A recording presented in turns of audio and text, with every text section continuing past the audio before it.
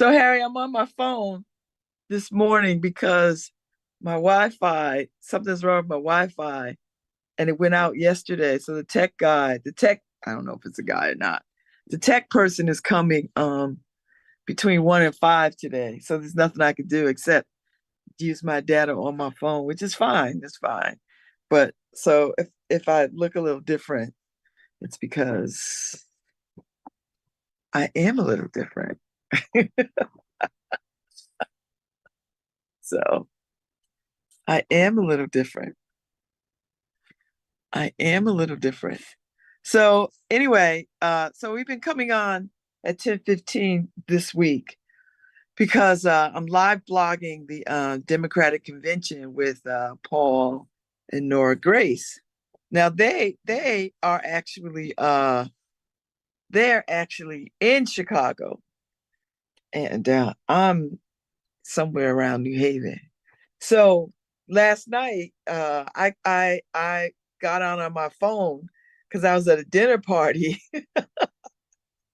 I was at a dinner party last night, so so I logged in from my phone, which was fine, and I just said to the guests, I'm working, and they were like, "It's cool," you know, and some of them tuned in anyway because it was cool to watch some of the Democratic convention. Last night, the Obamas showed up and showed out. Oh my God, that's why you love them, That's why we love them.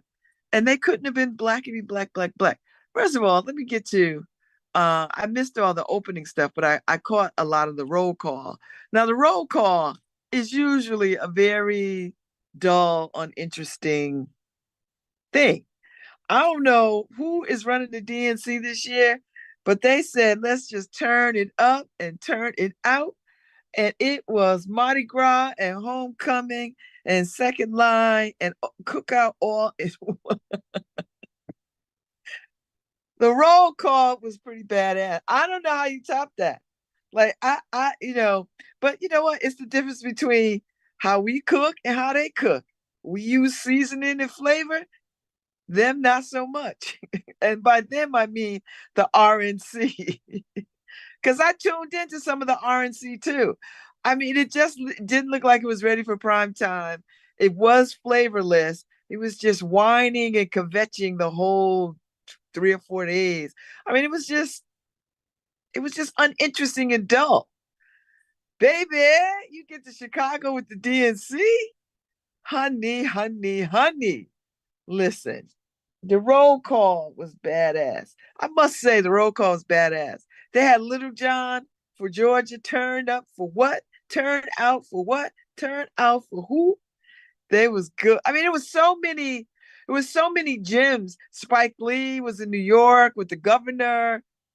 He was down with them. I mean, there was a lot of little gems in the night of the roll call that just like, was just so surprising, so moving, so fun. I mean, it had all the moving parts. It had all the moving parts. You heard stories of heartbreak and you got celebration in the roll call. It was pretty badass. Um, uh, uh, I thought Doug Emhoff was charming. I thought he was charming. I mean, that's what you want your husband to do, is to say those things about you and to remember and to tell personal stories about you, that the public would not be privy to, you know. Um, and I don't know anything about him, and I know Paul had put in the chat on the live blogging something about he cheated on his first wife, but I don't know. Lots of men cheat on their wives, first wives, second wives, third wives. I don't know what that has to do with anything other than it might speak to his character. But listen, his first wife and them are all friends. They co-parent beautifully. So if she don't got no beef with that cat, I don't got no beef with him. That's where I'm at. So if she don't got no beef, I'm not gonna have beef with him. First of all, I'm not married to him. Second of all, he's not my husband. Third of all, I don't know that cat. But if she not mad, and the video was quite touching, and she was like, "Listen, we are friends. We do this thing." I'm like, "Girl, you said it." So if she don't got no beef, I don't got no beef. That's where I stand. But that's how we do in the Black community. We stand on business a lot with how we interact with folks. Now, if they beefing, we beefing. That's it. But they not beefing, so we not beefing. There you go.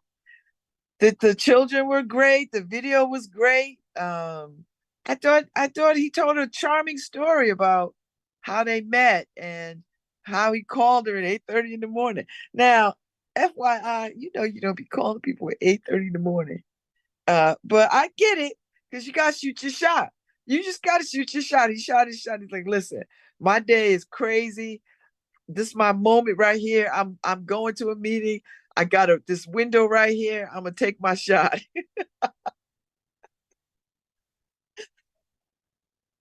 Listen, I appreciate a man that takes a shot. I'm not kidding you. He took a shot and he's like, all right, let me see where this goes. And she called him back. And they just got into it. I think, when you find your person, you find your person. When it checks off all the boxes.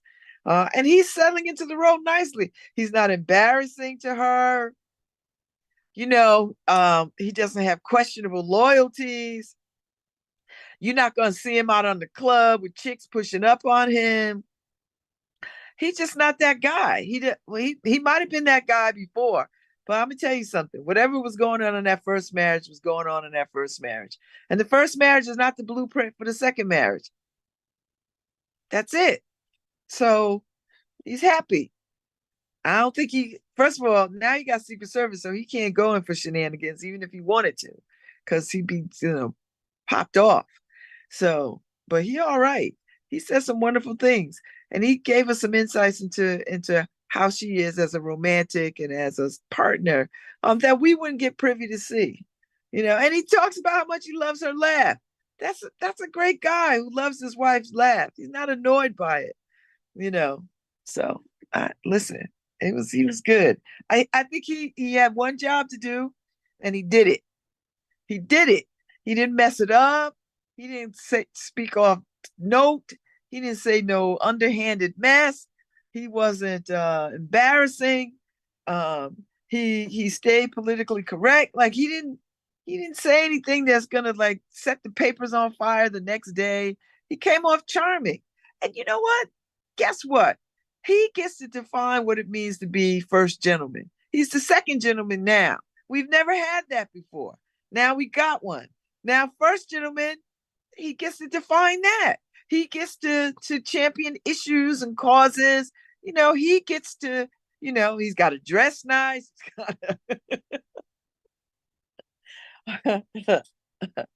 Although, fashion is so much a part of what the first lady's duties are that, we're going to be a little, I don't know how he's going to keep us interested in his fashion. I really don't. I do feel a little disappointed in that because, Jackie Onassis had a style. Nancy Reagan had a style. Like all these first ladies had a real style. Michelle Obama had a style. She highlighted so many American designers. Jason Wu. Just all these great American designers that Michelle Obama wore, and she was very purposeful about what she wore and to wear because the press was all over that, and so that's just what the job is. People can say superficial, whatever they want. They can say whatever they want about making a big deal about what she wore, how she wore it. But you have to understand the fashion industry is an industry. And somebody's dream is to dress the first lady, right? Like that's somebody's dream to do that. And they accomplish that dream. So, and that brings them shine for the craft and artistry of what they do and what they create. So we can't dismiss fashion as, oh, and I see people say this mess all the time. And I know why they say it because they're intimidated and they think they don't have any sense of taste. And they're lazy. And a lot of people are lazy about fashion. They are. And they think it takes a lot of effort to be pulled together, and it doesn't. I'm pulled together every day. I care about how I show up in the world. I'm not one of these people that doesn't care. I just don't. I just care. I care. I have a lot of clothes. I like wearing clothes and I like showing up in my authentic self. So I understand fashion. But for the everyday ordinary person, what happens is what the first lady wears drives what goes on in stores, who's elevated, how at different price points. Because you have to understand, when she wears a Jason Wu dress at the couture level, at that high level, and then at the ready to wear level, that's thousands upon thousands of dollars.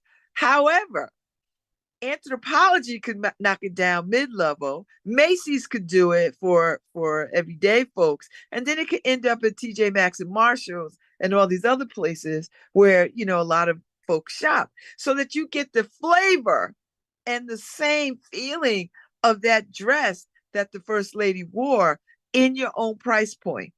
See how that works? So I don't know what we're gonna do with Doug. I don't know. I mean, I don't know if men are gonna pay. I mean, fashionable men will pay attention because there's a lot of fashionable men amongst us.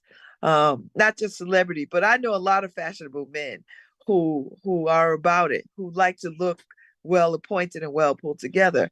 And they just like, and they scoff at anybody who's like, who says, "Oh, I don't care about fashion," or whatever, whatever, whatever. Well, you care somewhat about fashion because you put some britches on. You care somewhat about fashion because you put socks on and underwear or something. So you go somewhere and pick out something. Now, whether you make a big deal about it, that's neither here nor there, because I think that's people's own insecurities, and they just, don't feel confident enough to sort of pull together a look, you know. That's why, I can tell a man, I can tell a lot by a man who owns his own tuxedos. I can tell a lot about a man who owns his tuxedo. And I have a lot of men friends. Some of them own 2 and 3 tuxedos, right? I know men personally who own 2 or 3 tuxedos. So they are never without, proper attire to go show up. They don't got to run and rent nothing and all this other kind of stuff. At best, at least they have to take it to the tailor to even have it taken in or let out or whatever, you know. So that's one thing. I think Doug is going to be a great first gentleman. I think he gets to redefine what that role looks like. I'd be interested in the causes that he takes up. I'd be interested in who he talks to and where he goes, and things that gets his attention. I would be interested in see how he takes the role of first gentleman. He's got to decorate the White House for the holidays. you know, he's got to talk to the chef about menus and parties and diplomacy and who to sit where, and who to invite to what, and that will be his role, and that'd be a pretty good role to have, I think. And it would be nice to see a man, and he seems to be a very confident man. He doesn't seem like a man who just whines and just, oh, I can't, and oh, this is all whatever. I really do believe he's the kind of guy that will take into consideration his wife and what she needs. I get that sense. I get that sense a lot. So anyway, so he was good. Um, and then it was great to see. I really, really enjoyed Michelle Obama. She came out there looking like Cleopatra Jones in a seriously cool ass black jumpsuit and her kitten heels, and then she had her braided hair in a ponytail, because it's still summer wherever she is. She had her hair braided back in one of them long ponytails, very stylish. Now if you know anything about her, and if you know anything about black women in general, and most people don't, she was very deliberate about not wearing braids in the White House when she was first lady. She was very clear about not drawing attention to her hair in a way that causes them to sort of have something to say. But the minute she was out the White House, baby, them braids was in. And she took us to task too, point by point by point by point by point by point. Honey, when she said, who gonna tell him that the job that he is looking for, he is vying for, might just be a black job. One of those black jobs. I thought, girl, say it, say it, say it. And then when she said, he's not accustomed to seeing two highly educated, successful people who happen to be Black. He ain't used to it. Let me tell you what I know. I know those Republicans ran out of note paper. I know damn well they ran out of note paper last night. I know they run out of note paper on Monday. So Tuesday was just too much. And Tuesday probably was over the top. Tuesday was like they sitting around thinking, this is not a good sign. this is not a good sign. What did Barack say? Don't boo vote. Don't boo vote. Vote. You vote like your life depends on it, because it does. Because if you don't know anything about Project 2024, 2025, child, they're gonna bring it. Project 2025 looked like Jim Crow 2.0. These white folks out here ain't playing. They out here trying to bring Jim Crow 2.0 back. And we're not gonna let them. You know why? Because we're not going back. We're not going back. And I appreciate Michelle Obama. See, what people don't understand about the DNC and the RNC, it is spectacle. It is, you're not laying out policy. You are galvanizing the base. You are getting people excited to win a race. You are bringing people together to do the people's business, of course, casting ballots, but they had already done that anyway. So the DNC is just, if you've never been to a convention of any sort, it is accumulation of a year's worth of work, or however long it's been since you've been doing this work. And for the Democrats and for political parties, the DNC and the RNC is where they bring their people together under one roof to sort of say, this is the agenda, let's go and move it. And we proved that we do a better job than that this year. I mean, it's already a better job out the gate. Like, it's already, listen, let me tell you something. If Beyonce shows up on Thursday to sing that freedom song live, we all gonna die. The whole internet gonna shut down. If I was Trump, I would be having a conversation with Elon Musk and be like, what can you do here? I mean, he's petty like that. He's petty like that. So like, he's like, well, I know Elon was like, at best I can shut down X Twitter. At best. So listen, if Beyonce shows up Thursday, it's gonna be fire. It's just gonna be fire. And my heart is betting on, I bet you she shows up. She already gave permission, and she gave some money. So so Thursday is going to be just fire. It's going to be unimaginable. And people are going to be so stoked. They're going to run out there that night and start, registering people to vote and ranging rides to the polls, because the Republicans are going to do everything they can to shut down this wave. And, here's the thing. You can't. Because, you know how Black people do. We proved it already from 1619 to the middle, from the Middle Passage to 1619 to Jamestown to the Underground Railroad. When we fix our mind, we fix our minds, and our feet follow our minds. So I feel very, very confident that Kamala can just win this election, because they put all their eggs on Donald, in the basket of Donald Trump, and he's just lackluster, and he looks like a buffoon, and he's bumbling, and all these people are there standing there listening to him, and with this word mess, all these words that make no sense, and the way he speaks and talks, and I mean, it's just outrageous to me that anybody would think that would be what we would want to run this country. Like, why would we want somebody like that to run this country? Why would we want anybody like that to run this country?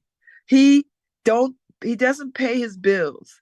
He holds the most bankruptcies of any private citizen in the United States. He has failed at everything he has touched: marriages, raising children, running businesses. He is poison. He's poison to to his people, he's poison for the country. And it's a new day. It's like, when what I will say, when Biden made the decision, and people could say whatever they want about Biden. I know that man wanted to be president for a second term. How could you not? Just on the sheer magnitude of I'm here, I'd like to stay here. That Listen, it took everything in him to stand in that space. Now people could make their own sort of reasoning about why he did it. He was pushed to do it. He was this, he was that, he was whatever. And all that may be true. But at the end of the day, he did it. He didn't have to do it. He didn't have to do it. He could have just said, I'm going to ride this thing out and let the chips fall where they may. But he didn't do that. And so that says to me, somewhere deep inside of him, he understood. He understood. He understood. And I think for me, when he said, this country means more to me than personal ambition, I got it. That's all I needed to hear was that. Everything else, whatever. But this means more than my own personal. He made that very personal. And it wasn't lost on me when I heard it. It was not lost when he said, this country means more to me than my own personal ambition. And so people can say whatever they want. I think history will record him favorably. I think history, because he's done a lot of cool stuff that no other president got to do, and he did some stuff to change the trajectory of a couple of things, and I think history will record that well for him. I think he's not going to go down as the worst president in history. So I'm all right with the way this played out. What impressed me most is the way that he said, and I am throwing my support behind Kamala Harris, Vice President Kamala Harris. And within moments, they just unleashed a campaign that looks like a campaign that took months to pull together, and they did it like that. Like, they had the websites up, both websites up. They had hashtags up. They had a slogan up. They was like ready. They pulled video to get like, honey. And this is what you want technology to do. You want people to use technology like this. So that means she got a team of young people in her midst who are like, okay, this is what we're gonna do. This is what we're gonna do. This is what we're gonna do. And we're gonna blanket social media. And swear to God, they did. And then we're gonna raise some money. And then they raised some money. And they raised money in a very, very different, unconditional way. They got people to host these calls. I was on the very first call. I was with the 44,000. I was on that call. And they raised some money right then and there. And then it took off like wildfire. Everybody and their mama got on a call. They had transgenders call for Kamala. They had black men, which was a beautiful thing to see. Black men for Kamala Harris. Not to say black men don't support black women, but we never get to see the mobilizing of black men around issues, around voting issues, we just never get to see it. Not in the way that we see it for our sororities and women's clubs and all that. So black men in fraternities got it together and raised, I think, a little bit more money than the sisters did, but that's all right. And then it was teachers, and then it was artists, and then it was just lots and lots and lots of people having these calls, mobilizing, talking about how we gonna do this. This is what we gonna do. And then once the marching orders came out, everybody just was like, "You talking about do something, child? Doing something, doing so." It was just phenomenal. The merch that came out. Merch went out immediately. I drove around the other day. I saw somebody, I swear to you, I saw somebody had a Kamala for President lawn sign. I was like, you know what? I'm going to order me one. That's my next order. I'm going to go to their headquarters and get me one. I got to have one. My friend Jackie Buster brought me over some Kamala merch that she created. Very, very nice. I'll be in it. The rest of the week. I'm gonna put it on the rest of the week. I'm gonna put it on Thursday, put on my Kamala t-shirt Thursday. I'm gonna wear that Thursday all day. That's what I'm gonna do. So, so, so Michelle Obama was amazing, but she's always amazing. But I'm gonna tell you something. That speech was a very different speech because when you're out of office, you can pretty much go a little harder. She went a little hard. That speech was, "Give me the Vaseline, let me take my earrings off" kind of speech.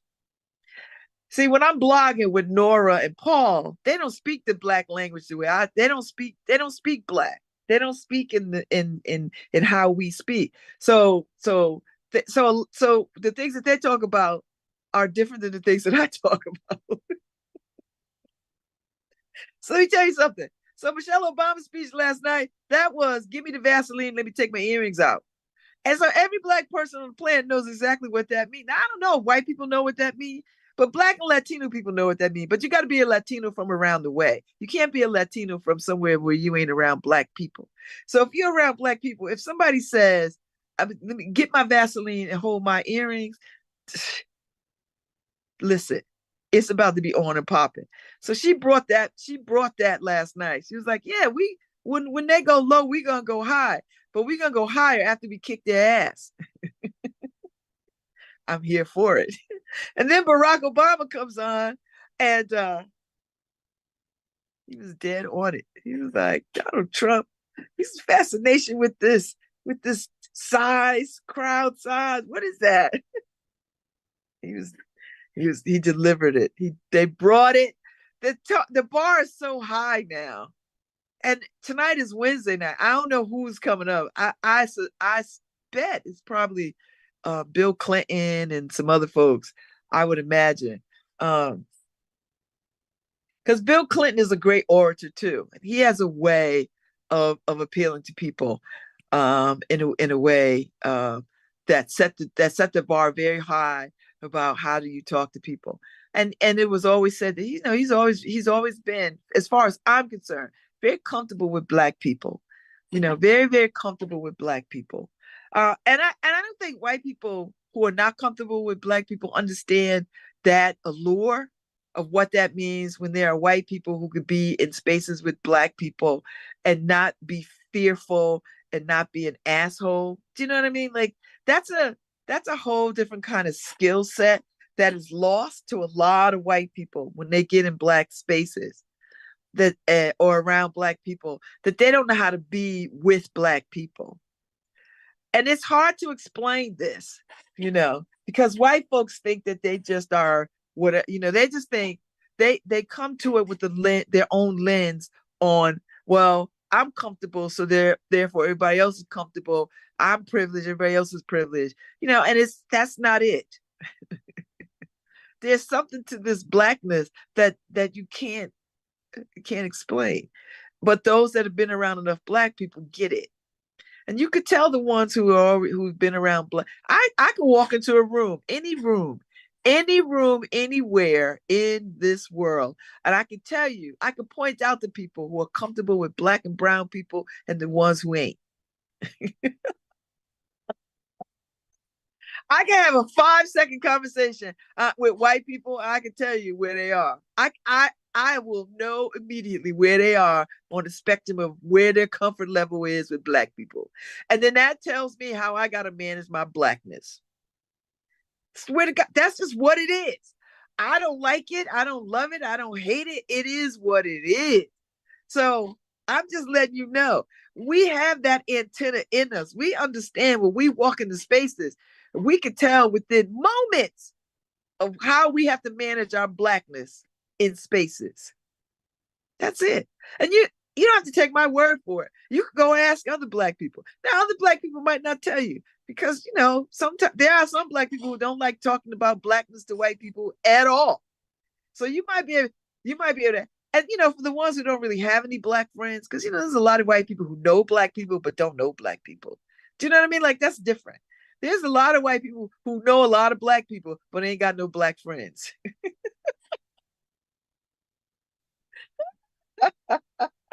Just listen, I know what I'm talking about. I got lots of white friends. I got lots of Latino friends. I got Asian friends. Actually, honest to God, friends who I hang out with, talk to, see, and converse about things. I know a lot of white people who never see black people except if they're being served. I've been in spaces where it's so white that you know that these black people, these white people ain't used to black people at all. So I say that to say the Obamas moved the needle last night. It was already at a high place. Now it's in the stratosphere. So tonight, I don't know what tonight gonna be leading up to Thursday. And I don't think it's going to be anticlimactic. I think Thursday is just going to be outrageous. I mean, short of Kamala coming out in a glitter outfit. I don't. And for me, I would love to see her in some sparkly stuff. But Jill Biden showed out. She's like, listen, I'm gonna wear my sparkly dress to this thing, and she looked damn good. So I don't know. I mean, I don't know if Kamala would wear a sequins pantsuit, but I wish she would. But she not. I would put my money on a pink pantsuit because she's an AKA, but maybe not. Maybe not. But there's some white people who don't understand what that is either. So there you go. So we'll see.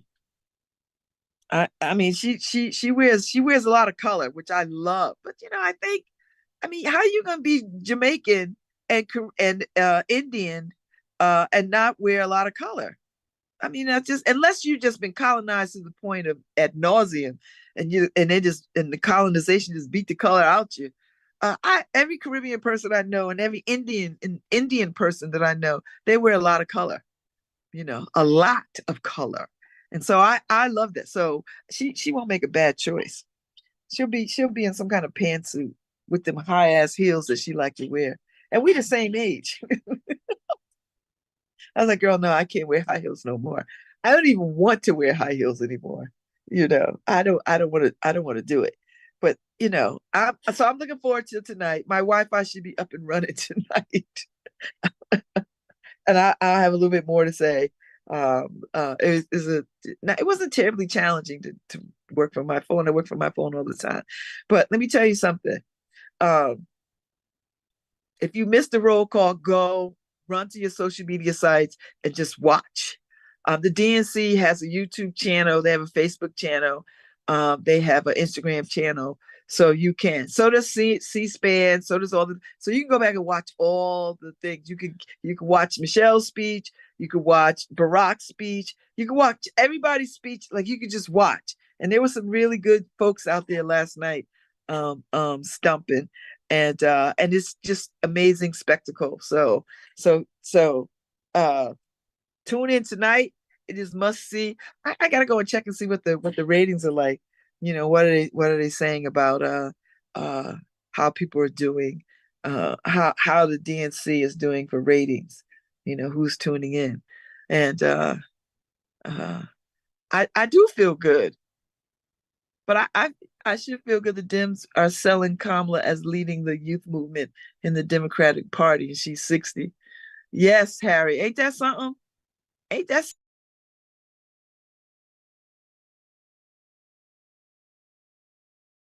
she's resonating with young people?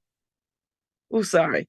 So I appreciate that she is resonating with young people. 60. I mean, I'm sick. We're the same age, and it is something. It is something, but to see that, and young people wanting to sort of uh, be a part of this. You know, I mean, that's how we all felt when Barack Obama ran the first time.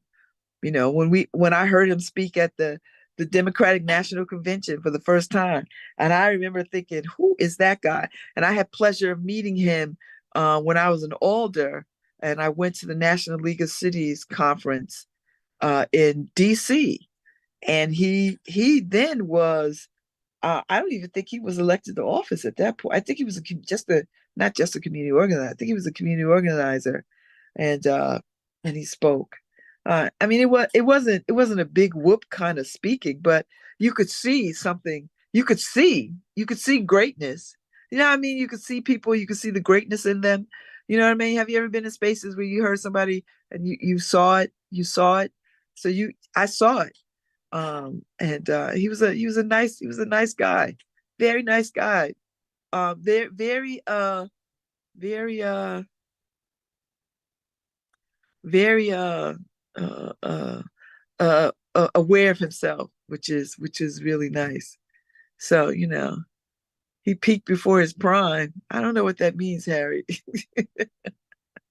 He's still doing cool stuff. Listen, I'd put him on the Supreme Court before anybody else. I'm gonna tell you right now. If he wanted to go on the Supreme Court, I would. Oops, sorry. Sorry. That's me messing with this thing.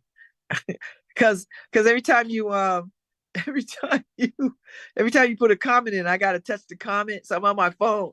So it's not like my desktop where I have all this room. So, and listen, I love the fact that the Obamas are young enough that they could be stumping out here in these streets and then go on about their business. Do you know what I mean? Like I like that. And then this whole mess about them not supporting Kamala, that was just not true. That was just people making that up as they go along. So they are squarely behind that sister. And I tell you what else I like too. I love the relationship between Hillary Clinton and Kamala Harris. They ever since they had their run in on stage for the debates back when they were both running for president. They've been friends, and they meet and have lunch and talk and discuss and weigh in with each other.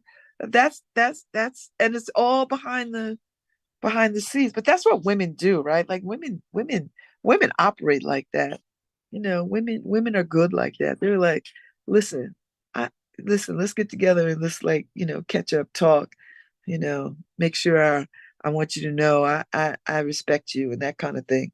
And then you move on and then you keep it up. So I don't know, maybe Paul will post up again. He'll send the lineup for tonight and what all is going to happen. I tuned in rather early, because I just think there's value in. I don't think any of it is boring. I like tuning in and just catching some of the mechanical things that go on. Some of the things that are just not the highlight. The prime time stuff, but the stuff leading up to it, because you get to see some very interesting people take the podium, people that you wouldn't ordinarily hear, and that's how you really get to see who is coming up the ranks.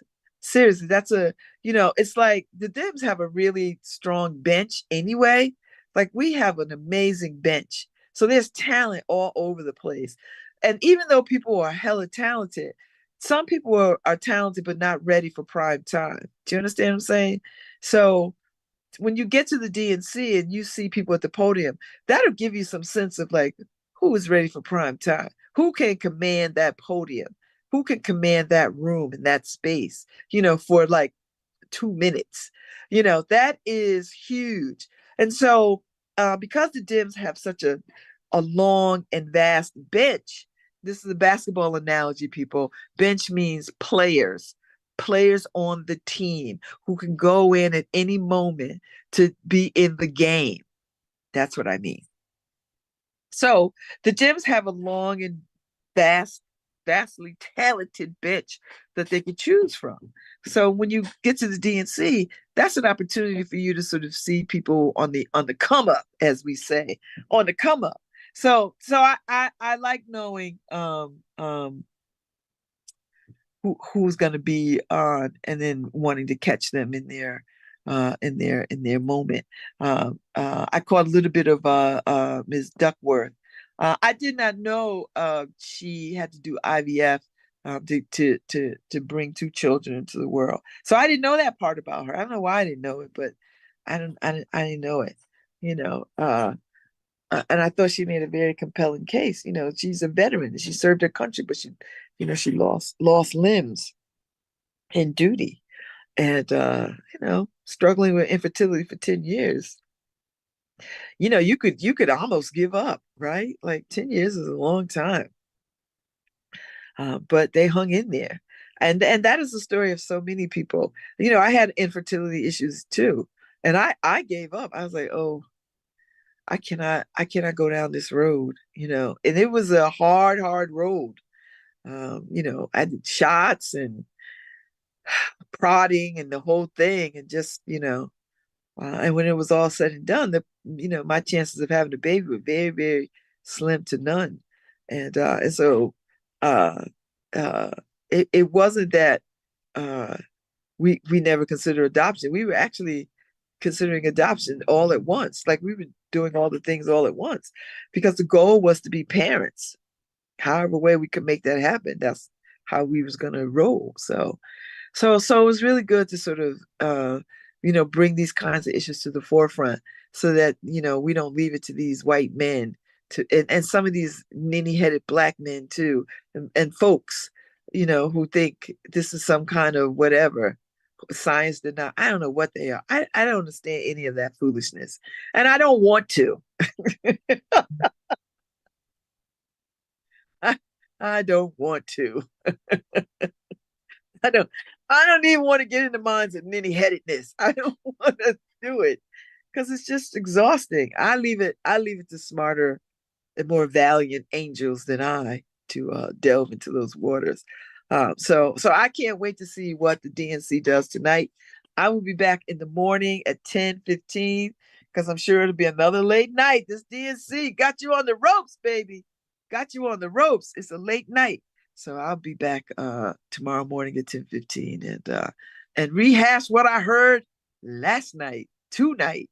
So y'all tune in and be good and be safe and enjoy this pre-fall weather.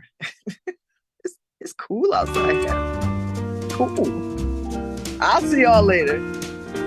I waited till I saw the sun. I don't know why I didn't come. I left you by the house of fun. I don't know why I didn't come. I don't know why I didn't come. When I saw the break of day, I wish that I